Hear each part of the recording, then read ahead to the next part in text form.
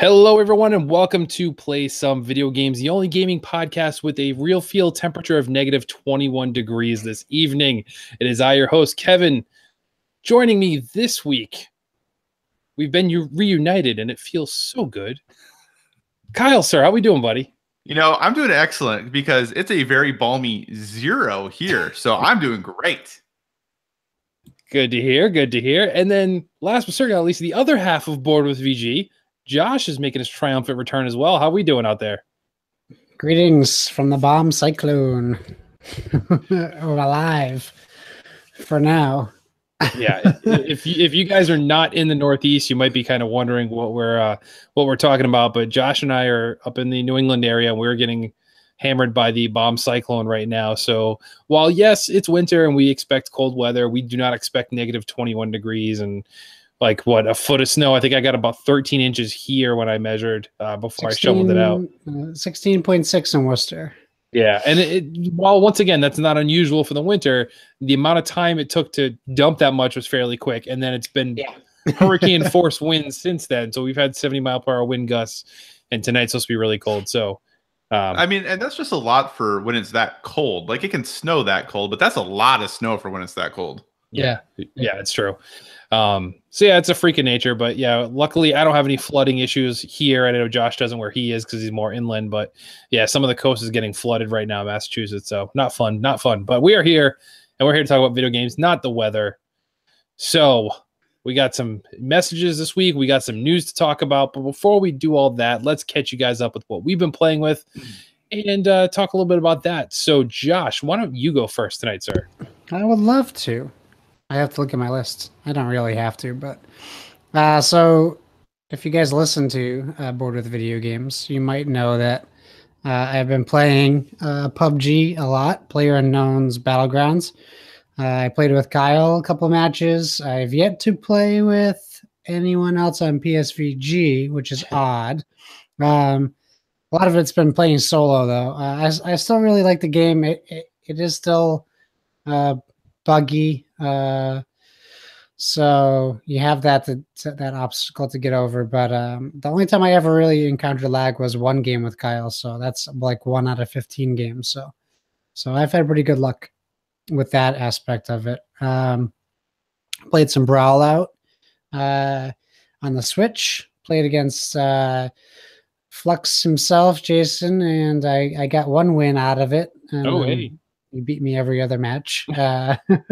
I haven't experienced any lag yet, but I've only played against people I know, like on the friends list. So I haven't experienced the whole trying to jump into a match, which I hear is pretty buggy right now.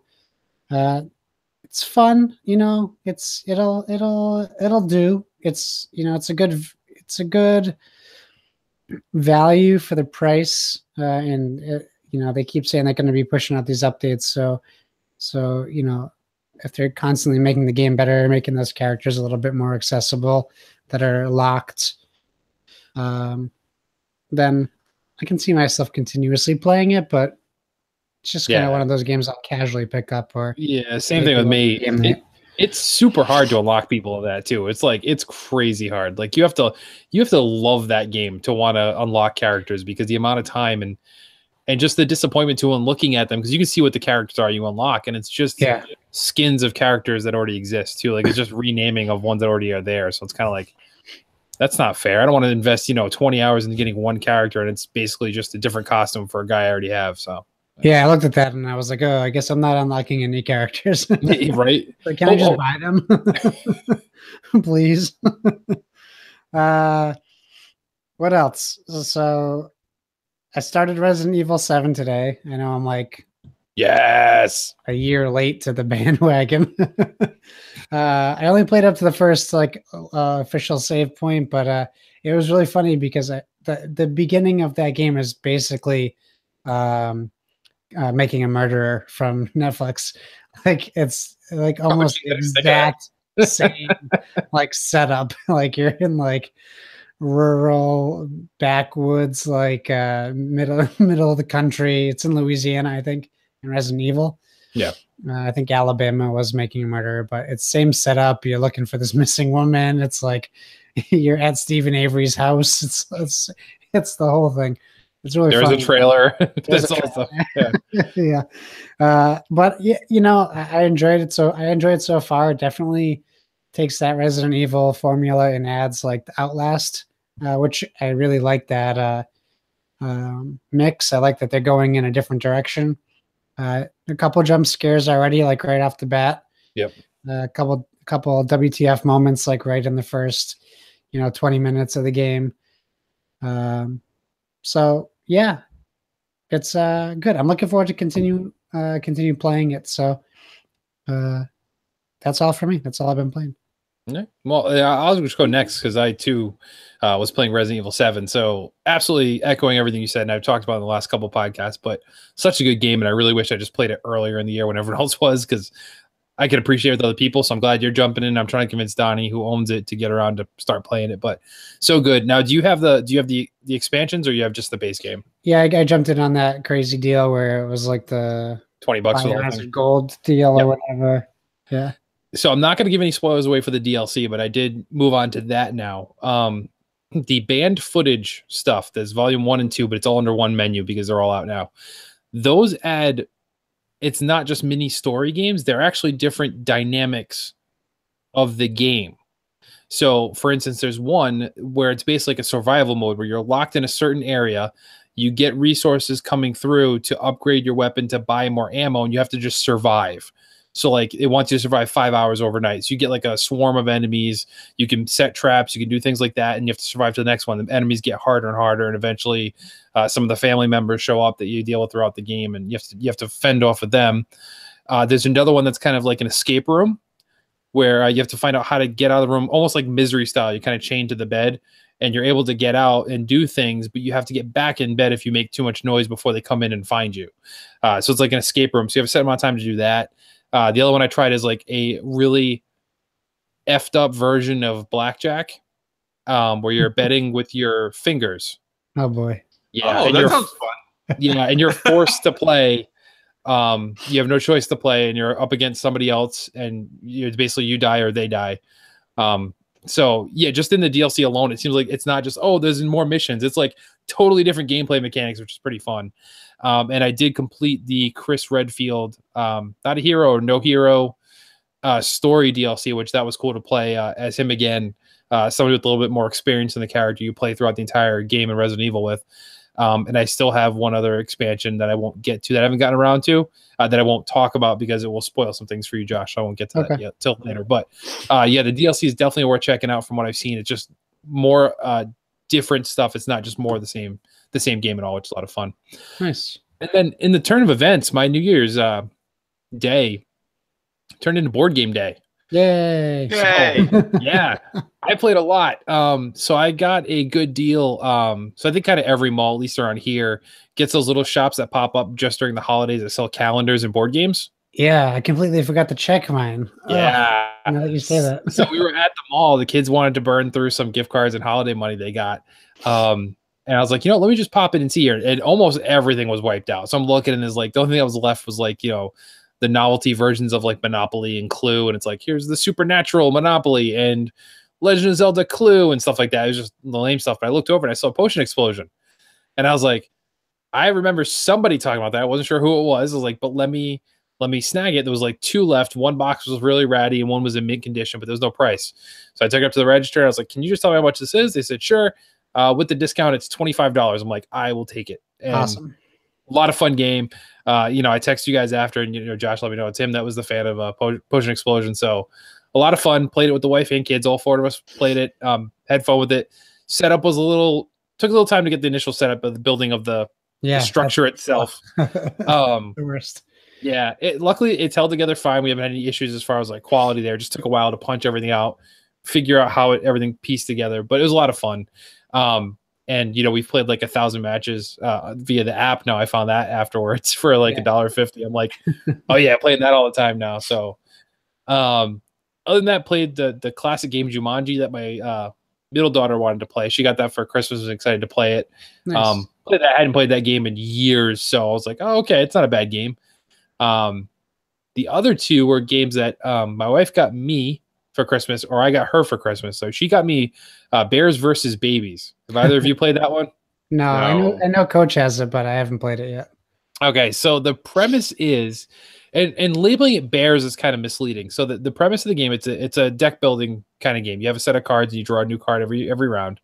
And basically you're creating monsters. So your cards represent the head, the body, and the appendages of these monsters you can create.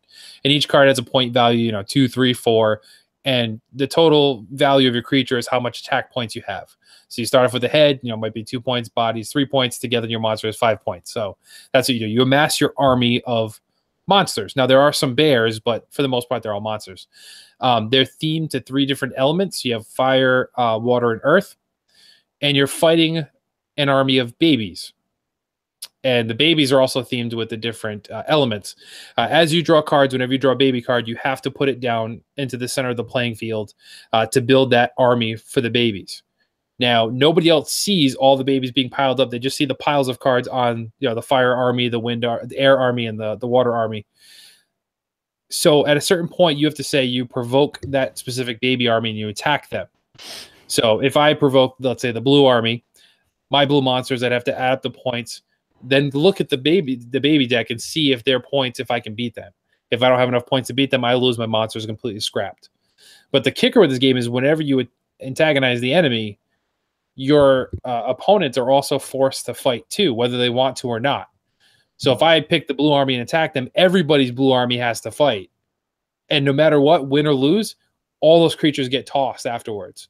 So you may get 0 points or you may get all the points in the game. So I think I ended up with like 3 points for the entire match. And my mother-in-law actually won two of the army matches and just destroyed everybody else. But it's an interesting game. The combinations are pretty funny. So you might have like a salmon head on a mermaid body with a chainsaw arm as one of your monsters type things, for example. So it's kind of funny just to look at that. And the types of babies you fight are really messed up too. It's like naked baby on a jet ski, fire breathing baby, things like that. So it's a very weird game. Not bad. You can blow through a match in like 10, 15 minutes. So it's a quick game. It moves pretty well. And the other one I got her actually was Sushi Go. I love that game. That is fun. So I didn't know anything about it. It was relatively cheap. I'm like, I'm going to get it. I'm going to stick it in our stocking. And if we play it, we'll play it. If we don't, it wasn't expensive, Took a little while to kind of understand it because the rules weren't really super clear and we were all learning at the same time, so we didn't have somebody to kind of instruct us on how to play through it. But once we got it down, everybody had a blast with that one. So if you're not familiar with that one, basically you get a hand of cards and you rotate that hand of cards around. You're allowed to keep one card to build your best sushi dish overall as far as the points at the end of the round. You do 3 matches of that and you declare a winner at that point. So another really quick, easy to play card game that's good for all ages. I think it's actually labeled for like 10 and up, I think. So it was fine. And Bears versus Baby was 14 and up, but it was easy enough for my 11-year-old to get, no problem. I think it was more maybe just the content of, bears mauling babies with chainsaws. I don't know. But so, yeah, so for a twist on my end is I spent more time playing board games than I did video games this time around. So I thought it was fitting to discuss with you guys here. So we converted you. That's good. Yeah. Well, I live vicariously through you guys on your podcast half the time. So if I see something that I thought somebody mentioned on one of the podcasts, I'm like, ooh, I should check this out or buy this. So, and as I did with Potion Explosion. So now you got to look up Sushi Go Party. That's an app too, or is that another game? No, that's another game. Okay. You tell you what, I will Google that while Kyle talks about what he's playing. Yeah, there you go. Well, and just to clarify, because I'm sure many people probably are yelling at the podcast right now. Who's yelling? Why? Well, not yelling, not yelling, but sometimes we get facts wrong and things like that on the podcast. So we got to correct them. Making a Murderer takes place in Wisconsin. Oh, geez. I'm so sorry. So that's what you're like talking about, like, oh, it's the deep South. I'm like, I'm pretty sure it's not. It was like not too many hours from where I live, but that's cool. That's cool. No problem. No offense intended, Kyle. Well, I don't care. I mean, Wisconsin, whatever. Those cheeseheads. Whatever. Wait, does Kyle want credit for being close to making a murder? I'm confused. No. Oh, okay. I was about to just let it go, but then I was like, wow, people might be like, gosh, these guys don't even know what they're talking about. Yeah. So, but yeah. So, and plus, I mean, we probably don't want to give Alabama credit for things, knowing, with the national championship game coming up and everything. Anyway, for me playing video games, For me, it's really just been a greatest hits lately. They're all games. Right now, I'm playing a bunch of games that I've talked about, whether it be on Board with Video Games or on the PSVG podcast prior. I actually last night finished the story in Assassin's Creed Origins. I thought I had been closer to the end of it, and then because they had this whole little like, hey, once you go here, you can't like, are you sure you want to leave and go do this? And I was like, yeah, I guess so, because I thought, usually that's in an open world game, kind of the signal of like you're at the end.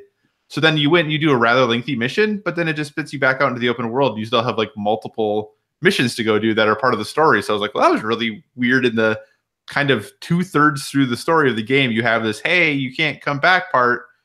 And then you totally like, after you do a mission or two are back and just in the open world, and you still have multiple story missions to finish the game and all that good stuff. But it's a really good game. I'm really enjoying it. I know obviously Nathan has put a lot more hours into it than I have. I'm at about 50 hours in now.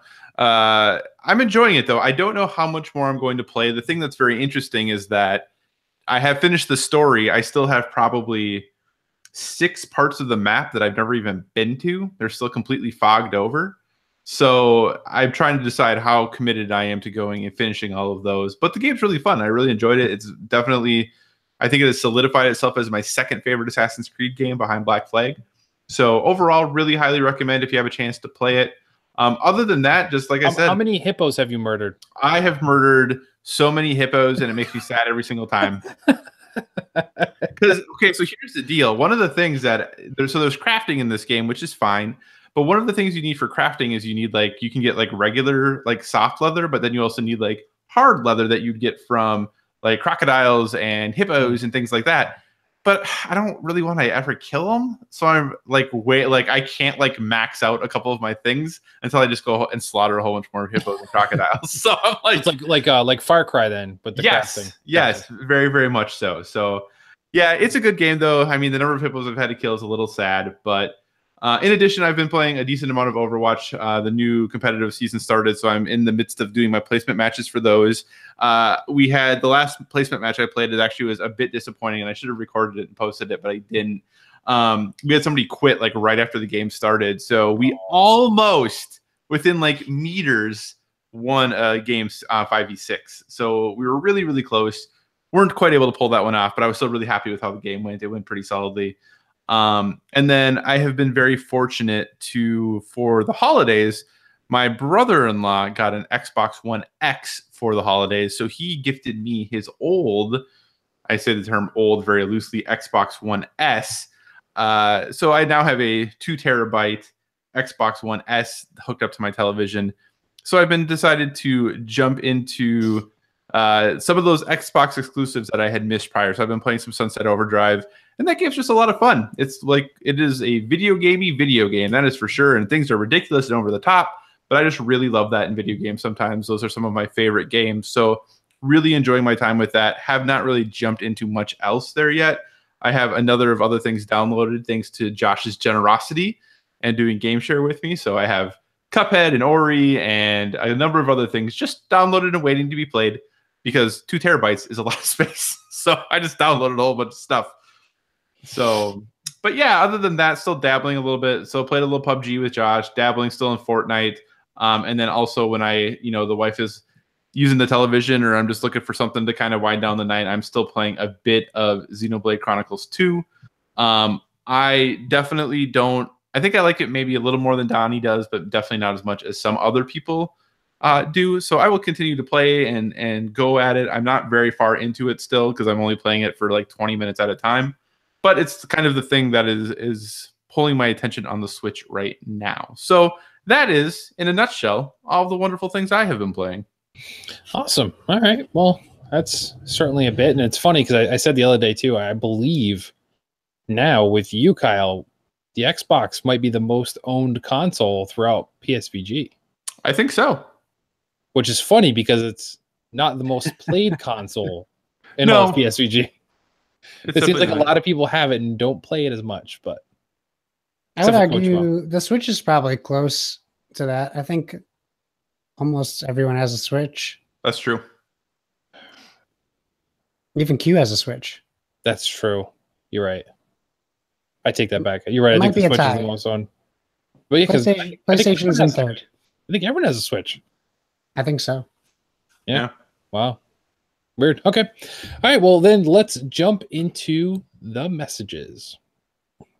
So this week we have a couple here. And remember, you can always tweet at us your questions at PSVG, or feel free, if you want to do it the old-fashioned way, email us at podcast@playsomevideogames.com. First question this week is from Jake. Now that they have finished announcing the remaining Injustice characters, Enchantress does come out next week, as a reminder to everybody, and Ninja Turtles in about a month. Who would we like to see if they do, in fact, do more with the game, considering the amount of best fighting game awards and celebrations they've had for Injustice? I've seen it a lot lately. People, deeming it the best fighting game, and it's gotten actual awards. So, are they going to be done with it, or are they going to continue to keep going? And if they did, who do we want to see that to come out in the game that hasn't shown up as of yet? Josh.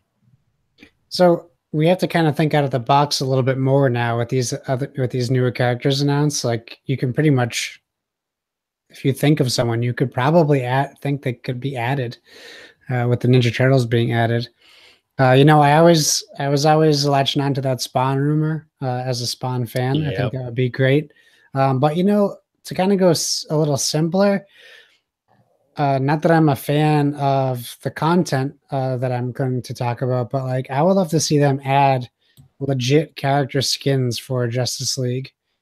Kind of like what they're doing with the app version. Like, so like an actual like Gal Gadot, Wonder Woman skin, or alternate skin, or maybe throw some like classic Batman animated series skins and characters in there. So like Batman could look like the animated series one, or get like a Batman Beyond one, because they have a Mr. Freeze in there already. So it's just a little bit of a tweak. It's true. And if you look at Hellboy, they definitely have the art formed down. Yeah. So they can pretty much do that simple. So I don't know. I mean, I can't imagine they won't do a season 2 character pack with the success they've had. And I didn't watch the video for Enchantress yet, but I read it. Sounds like it's a skin of Quan Chi from Mortal Kombat. So that's what I was thinking. It was like Shang Tsung or Quan Chi to me. Like that's what it looked like to me. And I'm okay with that, because we don't really have the that character in there yet. Yeah, we don't have any character similar. I wouldn't mind if they put like Shang Tsung or Goro. I mean, I maybe stay away from the Mortal Kombat characters. Yeah. Since we already have Raiden and Sub-Zero in there, but I don't know. Whatever they do, I'm on board, because they haven't let me down yet. It's true. I'll tell you, I played with Adam a little bit this week, and he's a fun character to play with. Like, it's just fun. So for me, I want to say that I'm going to go real simple. I just want them to put the CW skins in there. I want the CW characters. They're all over TV. They did it in the last Injustice. But yeah, give me, Grant Gustin's Flash. Give me the, Green Arrow. Give me, White Canary. Give me, Legends of Tomorrow. Like, give me those characters. That's what I want to see come in. And you figure, like, that'd be an easy one. You have the people there. I can't see any of them saying they wouldn't want to do that. Like, to me, they'll be like, yeah, put us in the game. And they're starting to put them in the mobile app once again. It's like the mobile app is getting more variety in there now. Exactly. Yeah. So I want that stuff. Give me the skin for Legends of Tomorrow version of Adam and stuff like that. So we shall see what's going on. But that's what I'd want to see, is just like a CW pack. Give me those guys. Kyle, sir. So, I'm the dumb one when it comes to comics. I don't really know that much. I watch comic movies, and that's about it. But when I was a kid, there was one comic book that was out that I actually read most of. And I'll be honest, I haven't read it in forever. I know it ended a while ago. I think they've brought back certain individual characters from this comic from time to time to do their own individual runs. And I think this comic is even owned by DC now. I think they should add the Wildcats. It is owned by DC now. So I think that would be pretty sweet. Let's just add the Wildcats. That was like the only comic I ever really read. Let's add them in, and I think that would be pretty grand. You could open up the whole Imageverse: Wildcats, Savage Dragon, others. Spawn would be in there. That's true. I mean, Spawn. I mean, we've seen Spawn heavily rumored, and Rorschach from The Watchmen has been heavily rumored a lot too. So we'll see if those come in season 2. I see them being good contenders there, but we shall see. Hopefully they do a season 2. I'm on board for it. I mean, God knows I paid the what, $89, or I think I got it for like a little less than that because of the Amazon Prime thing at the time. But I spent more than enough on the game. I'll keep buying more characters. It's fine. Keep them coming. It's okay. Because the only problem is the 3 fighter packs with that version too. So if they do more, we do have to buy them. So we shall see. All right. So next question comes in from John. Dota 2 dropped the level of the tournament that's about to be conducted in the Philippines down from a major event because in the Philippines they would have to have required drug testing. What are our thoughts of drug testing in esports? So I'll go first on this one. It's weird because the drugs that would show up in drug testing probably wouldn't help somebody if they were a gamer. Because if you had an upper, your focus probably would be just be jittery, and everything else would just mellow you out, which is probably also not good. I think the only drug that would possibly enhance somebody in esports is like caffeine, like stuff like that, or just a lot of vitamin D, or stuff to wake up. But it seems a little bit weird. But esports, it's getting bigger and bigger. They like to contest that they are in fact a sport and not like a professional hobby. Then honestly, they probably should be upheld to the same rules you get in any other type of event, especially when they talk about them possibly, eventually making their way to the Olympics.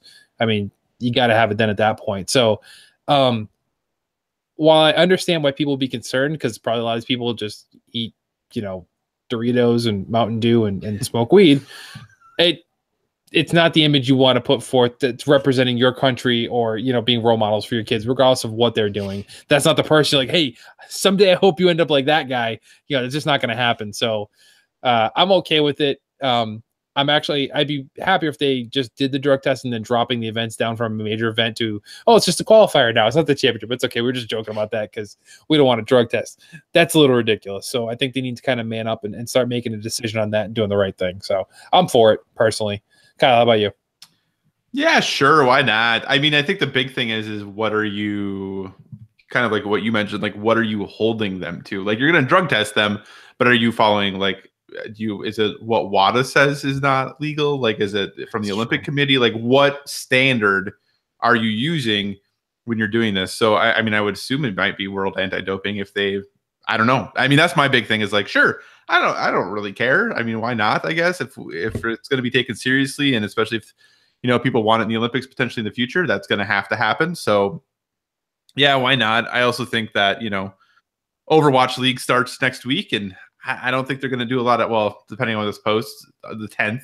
I don't think they're going to be doing a lot of drug testing in Overwatch League. So I mean, I think it's one of those things that it's an interesting process and thought. I think if esports want to continue to be kind of like you said, taken more seriously and they want more international exposure, they're going to have to start doing something because it's just kind of part and parcel of high level competition. Or they just choose not to do tournaments in the Philippines anymore. I don't know. Yeah, it's true. So in the effort to also stay honest, as Kyle mentioned earlier, we have another correction mid broadcast. Not everyone has a Switch. Devin, in fact, does not have a Switch. Oh, that's true. And Donnie tweeted at us because we weren't watching the chat, which now he's probably watching again. I see we have somebody watching, but I'm not paying attention to YouTube because I don't as I'm hosting the show. But yeah, so Devin does not have one. He is the only member, I believe, that does not have one. So we got that done. So Josh, your thoughts on doping in esports and drug testing? Can we just start the rumor that Dev does have it and he was the first one of us to get the Switch? I think you say that Devin is doping in esports, but no. Would it be crazy? Wouldn't it be crazy if I was like, yeah, I don't think they should drug test.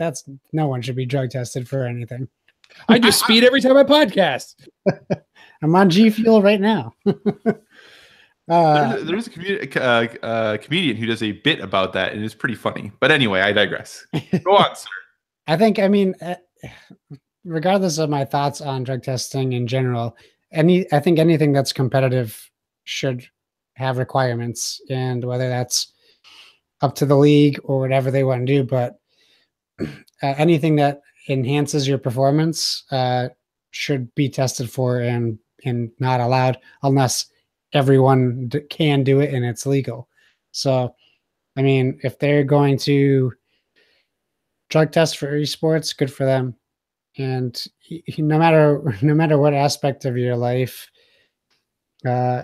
if you're doing something professionally, someone will be looking up to you.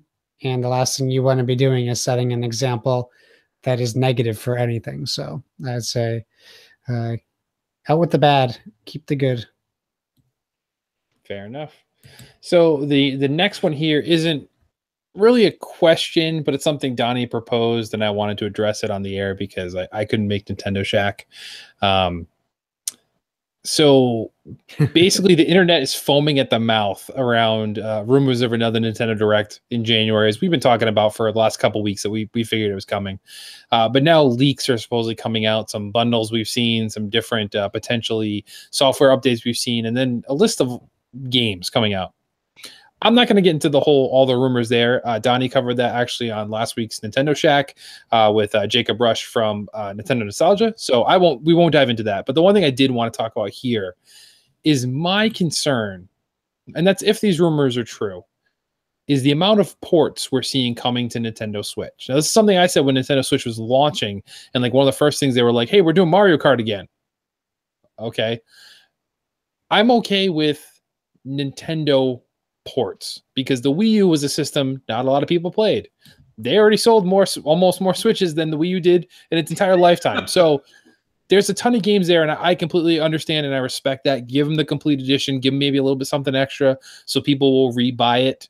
I'm totally okay with that, and especially if like a new one is coming. So for example, Bayonetta 3 is coming out.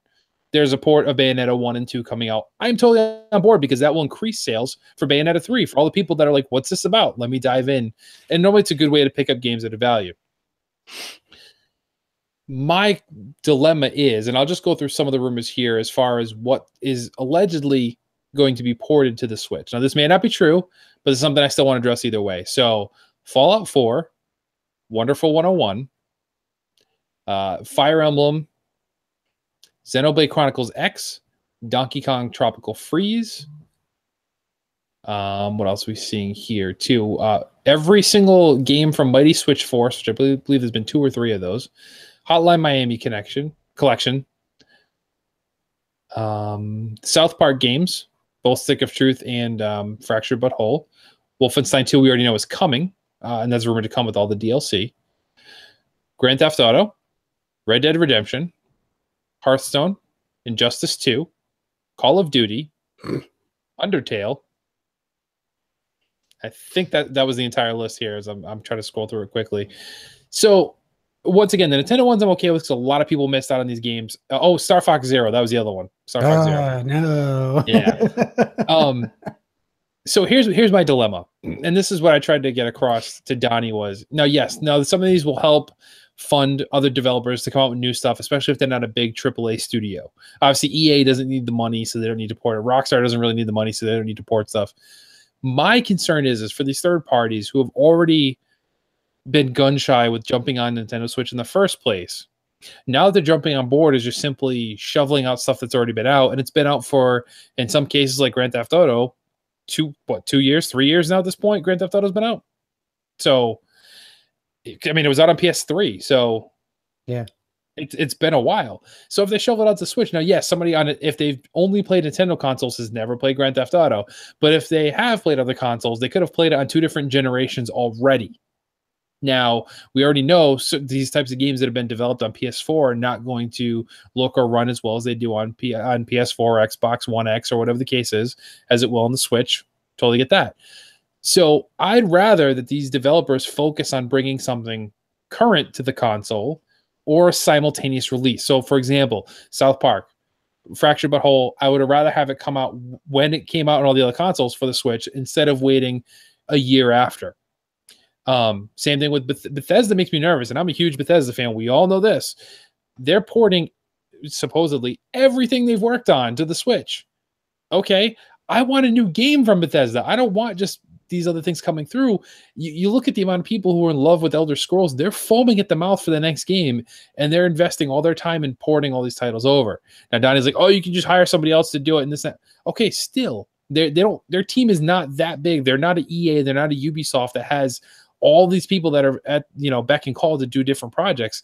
They're kind of focused on 1 or 2 things at a time, where some of their sub studios are doing other things. But for me, I need to see this start to shift over, Because if all the developers are just going to do this for a while because they need more time to work on their new games, then we're not going to see cross releases, including Switch, for at least another year to a year and a half at this point then, because they haven't even announced stuff. That's what worries me too, is you look at stuff on Sony and Xbox, we know stuff that's coming out within the next year to 2 years in some cases. None of these studios have announced anything for the Switch at all. So other than ports, that's what worries me, is I wanted to at least hear that EA's investing in on something, or, you know, Ubisoft's working on something else. They did, you know, Mario versus Rabbids, and that was kept under wraps, but everything else they've brought to the console has been out on everything else already, and it was for a while. So those are my concerns. What do you guys think? So it's not just me. Am I crazy? Is Donnie right? I know nobody ever wants to admit that, but he might be. Are you worried or at least concerned about this trend of what we're seeing and the lack of actual announcements for new content, not remasters, not remakes, not ports, coming to the Nintendo Switch from third parties? Not necessarily indies, because that's one of the things Donnie brought up. Is like, we're getting tons of stuff coming over from Steam. That's a different thing. An indie developer like Jules Watson, or, you know, any of these other ones that come from Steam, that's all they have to work on. So that is going to give them more money to work on their next project. But these other studios that don't need that money, those are the ones that scare me more than the indies. So let's start with you, Josh. It's like, I don't know. I see both sides of this. It's great for getting games into people's hands who don't have them. The problem is, like, even if you look at the Switch marketplace now, there's ports of cell phone games on there that they're selling for $3, $4, $5, $10, and you don't really know it unless you go through the images and you see that it doesn't take up the whole screen, or it's touch only, or, you know, whatever. So that was one of my biggest worries when the Switch was coming out, kind of how that was like, they announced that they were going to let all these developers port games onto the console. Yep. And the only reason why I am anti-port is because it ruins the name of Switch. It ruins, like, to a certain extent, it ruins, like, the reputation of a Switch. Like, I always try to think, what's a good port that I played? Like, what's a good game that I played that was a port? And I can't, like, think of a specific title. I'm sure I've played a few, but I just have mostly, like, bad memories of ports, like either not being done fully or not looking the way they should. Or like when they port like a Vita game to a PS4, or when you're playing I'll keep my Skyrim on the Switch comments to myself, but I will say the only Fallout that should be on the Switch right now should be Fallout Shelter. I don't want to see Fallout 4 on the Switch.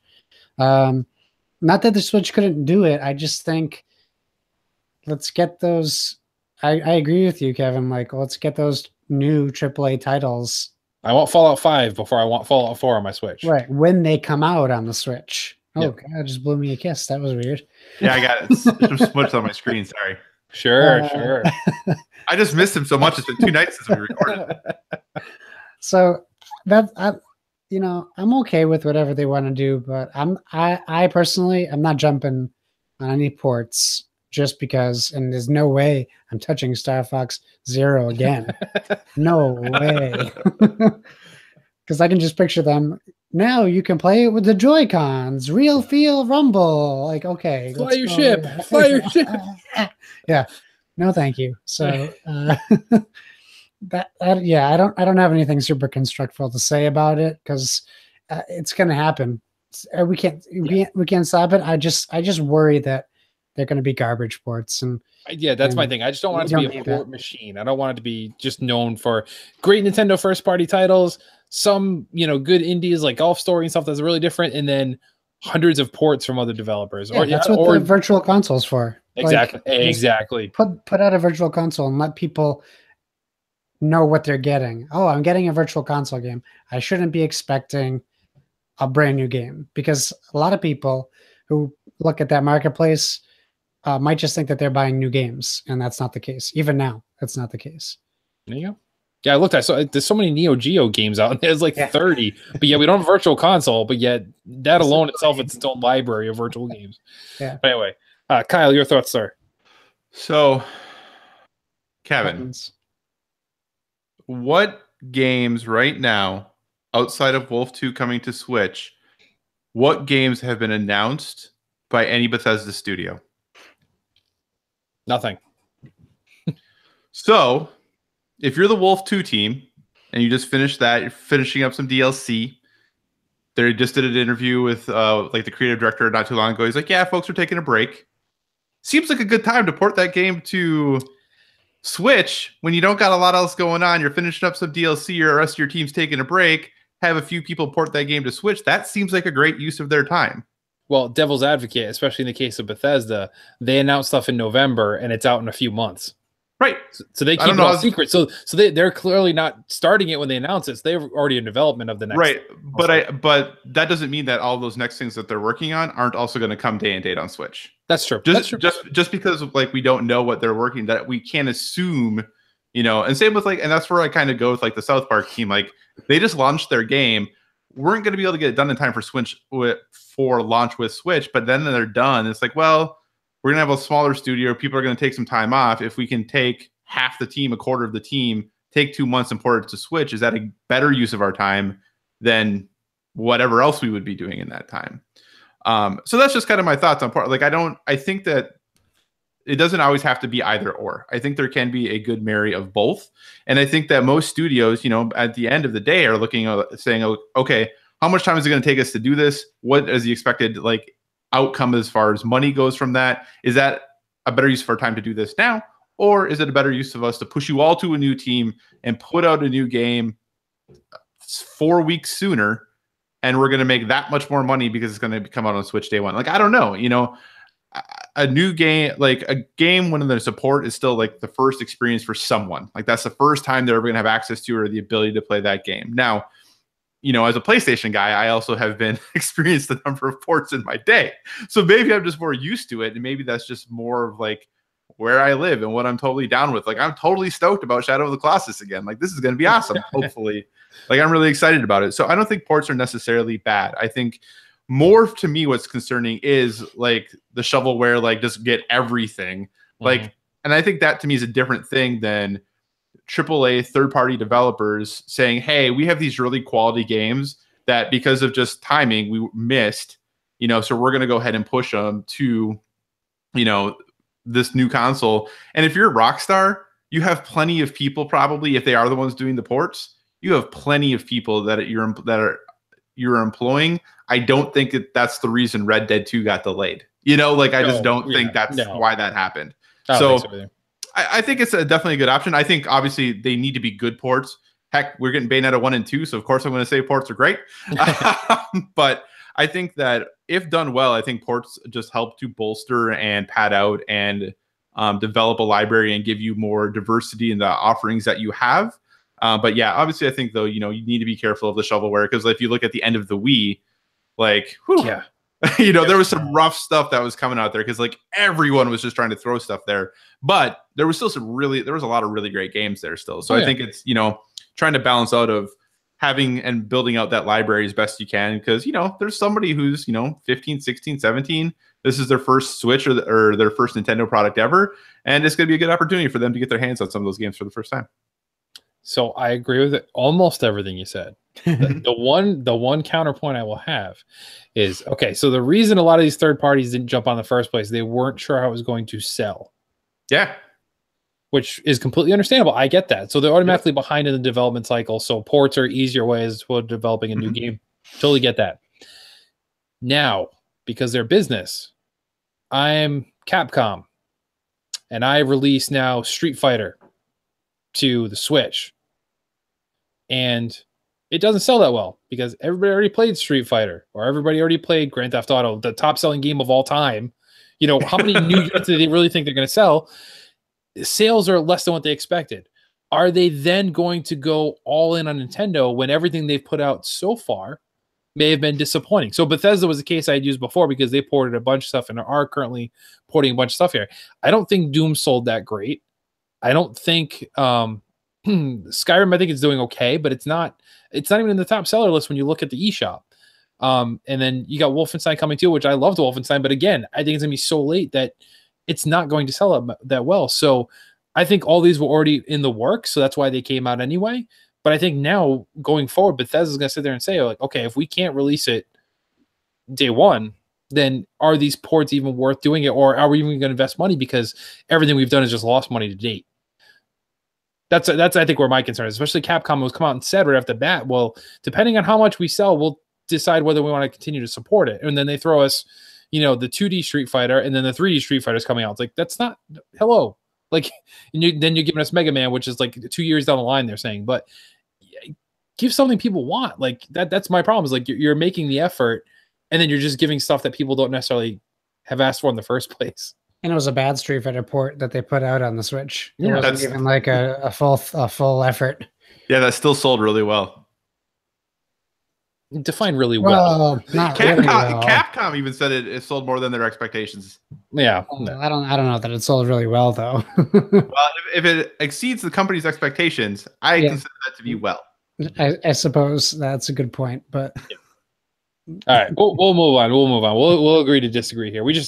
I think we can all safely say we don't want the Switch to be just the port machine, and all three of us kind of echoed that we don't want the shovelware stuff. Like, just stop that now. Put in some QA control there, Nintendo. Just don't let anybody develop stuff.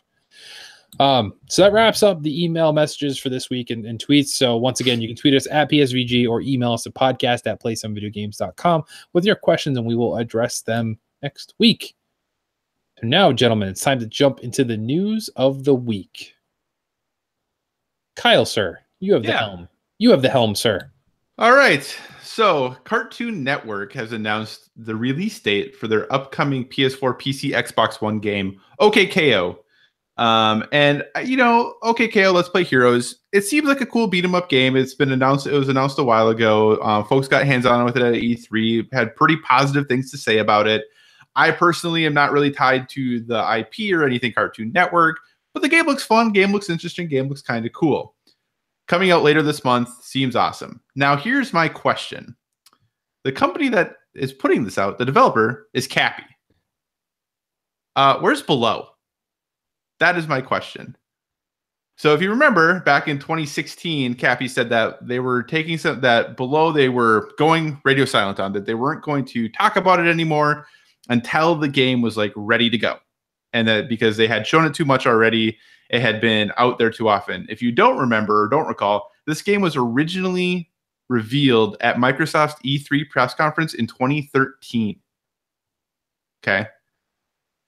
In November, Cappy was at an event called Fantastic Arcade, where they actually did like an hour-long like play along of Below.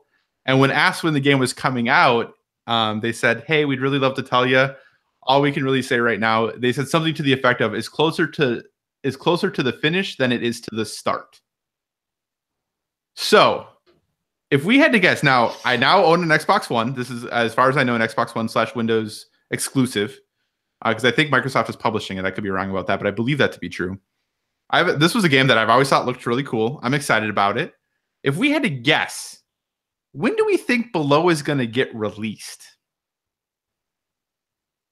Oh, I mean, I don't know. This radio silence. I want to say it's going to be shown. Yeah, I want to say it's going to be shown again this E3 upcoming for a possible like holiday winter release type thing. Like, hey, it's coming out. Here it is again. It's coming out this year. Boom, here you go. I don't know why they dropped to do this game. I don't watch Cartoon Network, but I've never even, at least I've heard of most of the stuff that's on Cartoon Network. Never heard of the show. And now the game looks fun. It looks like River City Ransom to me, kind of esque, which that's fine. But like right off the bat, it's like if I don't understand the property, I'm not so sure I'm going to jump into it. Like you would have better off just naming it something generic and not saying it's Cartoon Network. But yeah, I think if I'm going to stay positive. Go figure, me for once, that it's going to be shown again at E3 this year for a release this year in 2018. Josh, what are your thoughts there? Well, I don't think that.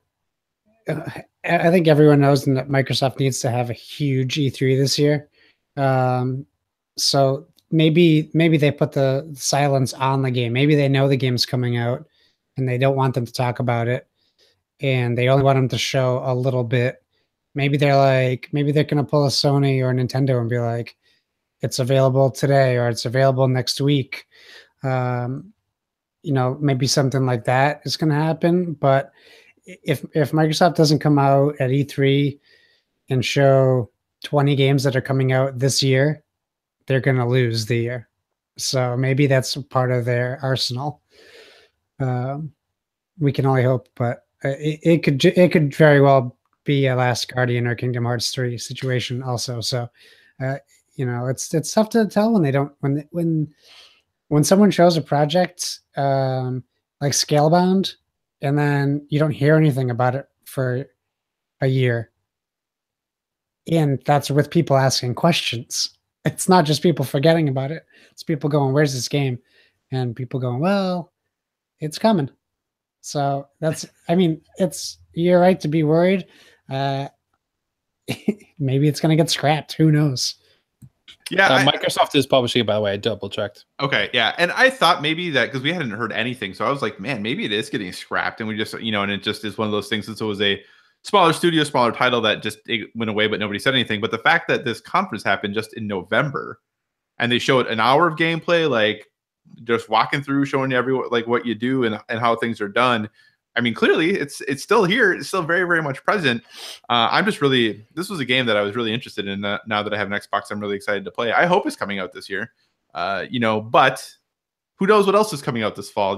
With some of the games that we've heard might be coming, and if this Nintendo Direct that's supposed to be happening next week is, people are hyping it as E3 level.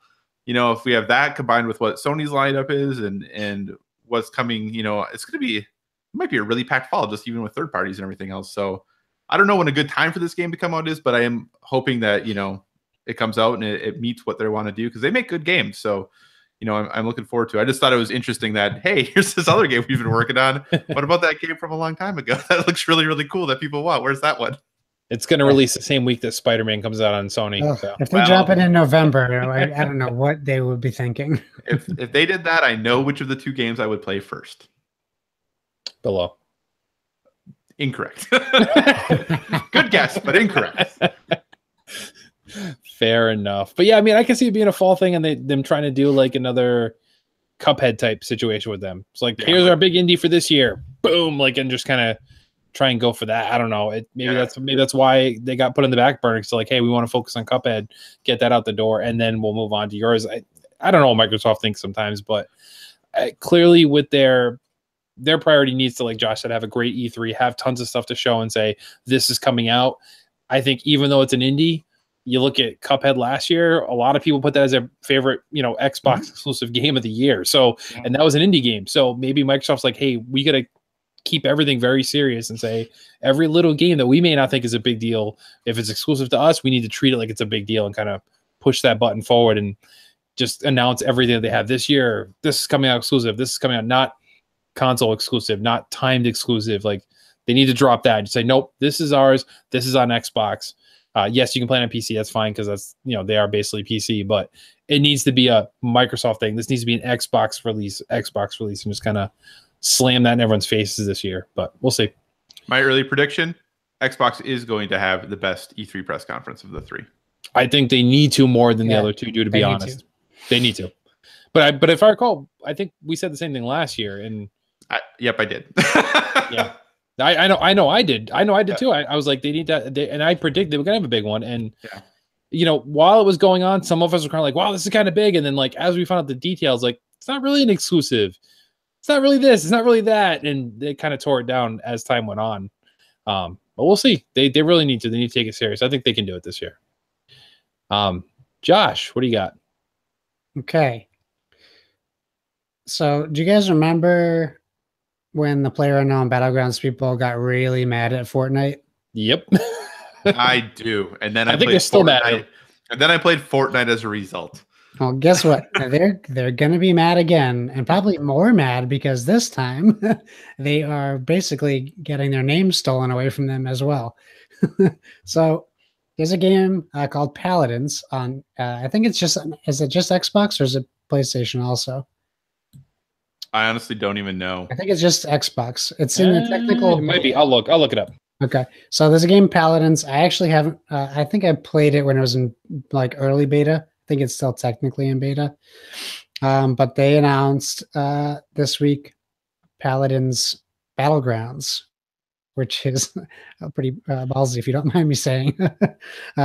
They are literally taking the name Battlegrounds. It's on PS4 too. Is it okay? That's good. That's good for them. Now, if you read like articles from like Kotaku, it's going to be a bunch of snark and passive aggressive comments about the game. But if you actually take the time to watch the trailer, maybe even look at the game, it's actually pretty exciting. And for someone like me who likes this format of game, playing H1Z1 on the PC, which by the way, PlayerUnknown Battlegrounds stole from them, the game just is an interesting genre of game, and Paladins Battlegrounds actually has mounts and has abilities. It's different characters have different abilities, so it's essentially taking a game like Overwatch or Battleborn and throwing it into that Hunger Games atmosphere, which I think is great. So now you'll have PlayerUnknown's Battlegrounds, which is a more realistic, like kind of like Arma, like like shooter game. Fortnite, which is like a cartoony build up of forts kind of game, and now you'll have this one, which is like fantasy creature Battlegrounds game itself. So, I mean, if you go watch a trailer, it's actually a pretty cool. Really, any gameplay, it's mostly like CG stuff, but it's coming early this year, which means it's probably right around the corner for at least like an early launch. And if it's free, why not play it? that's the point I was going to bring up too. Is like, okay, so Paladins is a free game, period. Yeah. So I'm assuming that this will be free as well. Maybe it does. They don't really say, but I would assume that there's adding a mode to a game. It's not considered a separate release. Fortnite, free game for the Battle Royale thing. Well, for the Battle Royale. How does PubG get away with charging people for a beta version of a game then when these other ones give it to you for free? I don't understand. I mean, I've talked about this before, at least with PubG, and I get what it did and it's innovative and I appreciate that for what it is, but in my mind still it's like, how do you charge people for this like right now, especially in its current state? I'm like, I don't know. So yeah, this is one I check out. I was trying to remember. I thought I actually played Paladins, but I played Smite. I think that's the one. That's what I was thinking of too. Yeah, Kyle, we actually played that early, didn't we? Yeah, I mean it's the same. I think that's both high res. I think that's the same developer. It is the same developer. I knew that. But yeah, Smite's like a MOBA though, right? Yep. Yeah. Yep. Yeah. Okay. All right. Yeah, that's what I was thinking of. I haven't tried Paladins. Yeah, that's interesting. So, we'll see. All right, so I'll go here. So can I give my thoughts? Oh yes, sorry. That's okay. I didn't think you had any because you weren't speaking up. Sorry. No, it's okay. It's okay. And again, to kind of make sure we're being correcting things. It's important to note that Brendan Green, PlayerUnknown himself, is the person who created the Arma mod for DayZ Battle Royale off of DayZ. So he is the one who created the DayZ Battle Royale mod, and then went and continued to make this thing himself. Was H1Z1 off of DayZ? That I think so. I'm pretty sure it is. Yeah. Yeah. Okay. So anyway, so I think that actually the fact that Paladins is doing this, I find actually kind of really cheeky, because when Paladins first came out, it got lambasted for being an Overwatch clone. Everyone's like, this is just Overwatch. And some of the characters even look a lot like some of the characters in Overwatch. And now they go and they were like, oh, but this game's been in development forever, which apparently it had been in development for a very long time. And there is just some coincidence there, kind of, apparently. But like now they go, after having that controversy, they come and they're like, yeah, and we're just gonna call it Battleground. Like, I mean, they're like now courting the controversy. It seems like they're like, I feel like it worked for them. Like, I think Paladins has a pretty solid player base and people really enjoy playing it. So I feel like now they're almost trying to court that controversy, because I don't think Fortnite would have blown up anywhere near as much as it did if PubG hadn't said something, if the the developers there hadn't come out and said anything. So I think they're almost trying to bait them into saying something, and we'll see if PubG Corp now is smart enough to not say anything. But yeah, it does look really different. Like there is definitely some very clear, like, yep, this is very similar and this is very similar. But just those powers make it so different. Like how you're doing that is just so drastically different. But yeah, I mean, I don't know if I'll play this because Overwatch sucks up enough of my time as it is. And I play a little Fortnite and a little PUBG, but it's cool. I mean, I think having those powers, I'll be honest, when this whole thing started blowing up, I right away thought of like, what would Overwatch be like in this thing? And I was like, that would just be ridiculous. So hey, it's probably a really good time. Yeah. Now, how long till Battleborn does it? Let's get that going. Battleborn. I want to download Battleborn again. R.I.P. Battleborn. I had fun with that game. Yeah, it was fun, but it's dead. Yeah, but maybe if they bring this back, who knows? Apparently, that's the key to everything. Just copy somebody else. So. I'm excited to see when Borderlands 3 comes out. It'll be part of Borderlands 3. when they make like a crazy humor-filled parody a game of it. It won't even be it'll just be a joke like from Torg. It'll be an arena or something like you got it or something.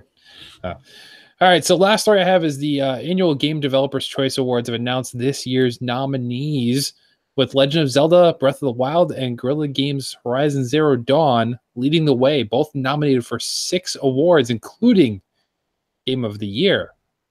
So other things of note so the Game Developer Choice ones are actually similar to the Oscars, I guess you will, in the gaming industry, where it's actually developers who vote on their favorites and contribute to. So there's a little less of, people buying each other off or, trying to, push things to be agendas there. These are actually developers appreciating each other's work and kind of nominating there. So I'll kind of just run through some of these other ones here that are in there. So for Best Design, Super Mario Odyssey is nominated, Horizon Zero Dawn, PUBG, Legend of Zelda Breath of the Wild, and Nier Automata is also on there too, which is kind of fun. Let's see, Innovation Award. This one got me a little excited here too. So Gorogoa, I never heard of that game. Gorogoa. There you go. Thank you. Legend of Zelda Breath of the Wild, What Remains of Edith Finch nominated there, and Everything as well as PUBG. So I just like seeing What Remains of Edith Finch, which was also nominated for Best Narrative, along with Hellblade, Senua's Sacrifice, Night in the Woods, Horizon Zero Dawn, and Wolfenstein 2 for Best Narrative. That game's got a great story. It does. As insane as it is, it's great. And then Best Visual Art, I thought this was fun. Persona 5 was nominated. Cuphead, of course, when you get to artwork. Horizon Zero Dawn, Legend of Zelda Breath of the Wild, and Night in the Woods, all nominated for that. Game of the Year, though, so this is the big one. PUBG is nominated there. Nier Automata, Legend of Zelda Breath of the Wild, Horizon Zero Dawn, and Super Mario Odyssey are the big ones. So some of the titles we've been talking about all year nominated there, as well as Cuphead getting the nod there. Golf Story was nominated for Best Debut. So we'll see what happens when they actually announce the final things. But it's good seeing games that we've been talking about that we've loved, such as Edith Finch, Golf Story, obviously Zelda, Mario, and stuff like that too. But good to see the variety there, and that the developers are acknowledging each other for the great work they've done there. PUBG, of course, is always kind of there with that asterisk and kind of that raised eyebrow a little bit from some people anytime that's nominated for a game of the year, when they're like, it's not really a game. Well, all right, PC, it's version 1.0, so it's a final release. It's just not on Xbox. So you still have to take it for what it is and appreciate it. That it's certainly innovative for sure. So what do you guys think? Any thoughts? I would love to see Horizon Zero Dawn maybe get a award after getting I know, right? Getting snubbed at the VGAs. Like, out of all the awards they gave out, they really didn't think that game was good enough to get one award. It's so tough because I mean, even look at this list here and everything I've seen in the other things is every time Horizon Zero Dawn is nominated for something, so is Legend of Zelda Breath of the Wild. Yeah. And I think people still have a problem with acknowledging that Horizon Zero Dawn might be better than Legend of Zelda.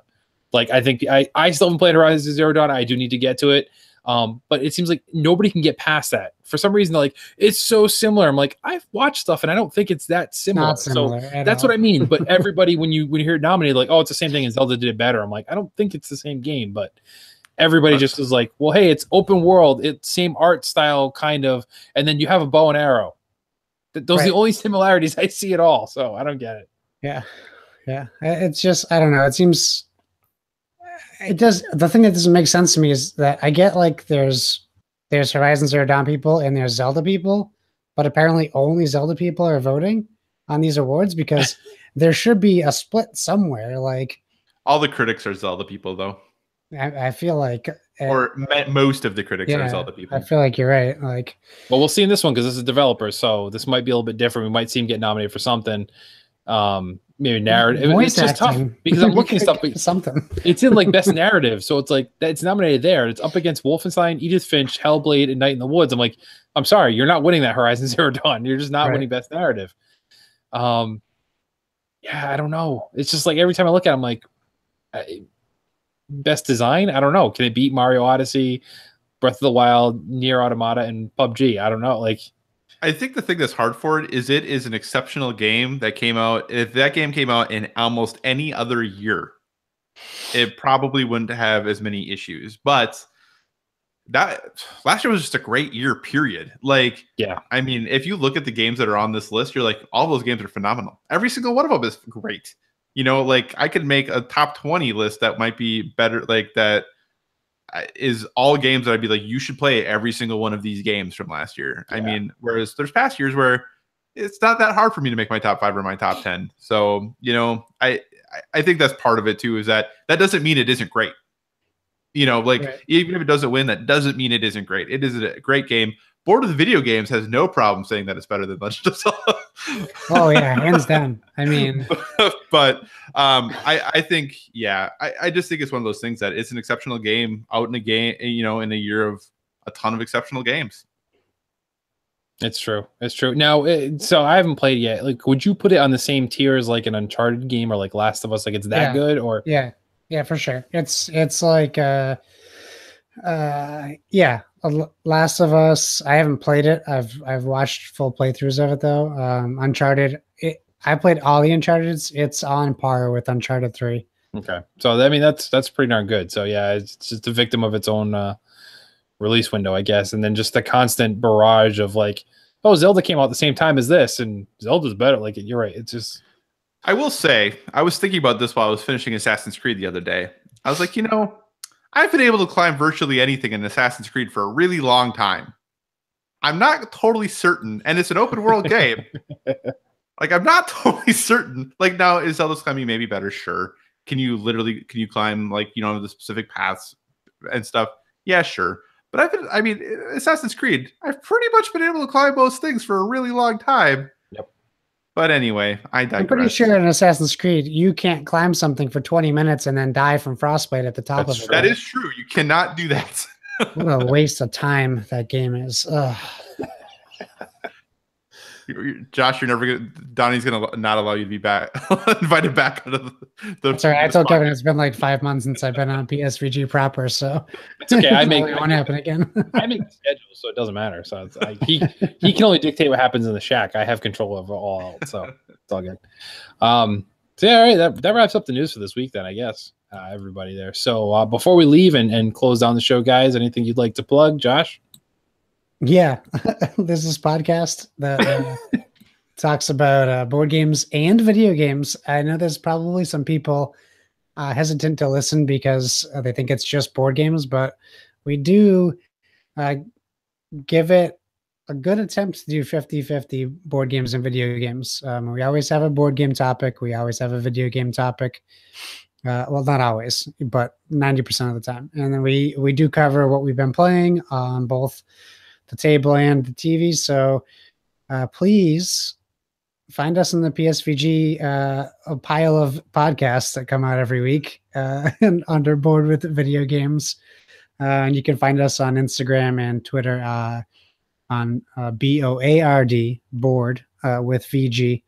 It is not a typo. That is spelled that way on purpose. And then, you know, you can listen to that podcast and you can get my plugs from there. Kyle, anything in addition other than yourself then? So yeah, I mean, board with VG. Come hang out with us. We're cool. And then you can find me pretty much everywhere, including Xbox now again, at Psychocross, CYCOCROSS. feel free to add me as a friend. If you do, I just request that in the message. Just be like, hey, PSVG, or like type a message of some sort when you friend me. That way I know you're not a bot. That would be great. Kyle just responds, new console, who dis? So Fair. that is all for me. Fair enough. All right, everyone, you know where to find me at PSVG Kevin on Twitter, on PS4, COTCH1212. Visit the website, playsomvideogames.com. Check out all the great stuff we have going on there. Hoping next week to record the next Arcadia Academia episode, if we can get the schedules to line up appropriately there. And I am possibly working on another little side project that we'll talk about later. Oh. So we'll see. But it features what people like best maybe about me or hate the most about me, but we'll see. It's going to be about me. Oh, boy. So, yeah, we'll see. We'll see how it goes. But, yeah, so everybody remember to stay warm if you're out there shoveling in the Northeast, or if you're in Kyle's land in the cornfields. It's very cold. So it is. It's chilly. It's chilly. So basically in the backwoods of the Midwest. Pretty much. Next to Stephen Avery. Oh, God. Oh, yeah. Well, you know. I kid. Awkward finish here. We're encroaching on Fluxtapose territory. Taking it away from Fluxtapose. Yeah. All right, everyone. So find a way to stay warm, whether it's playing video games or playing board games. It's most important that you just remember to never stop gaming.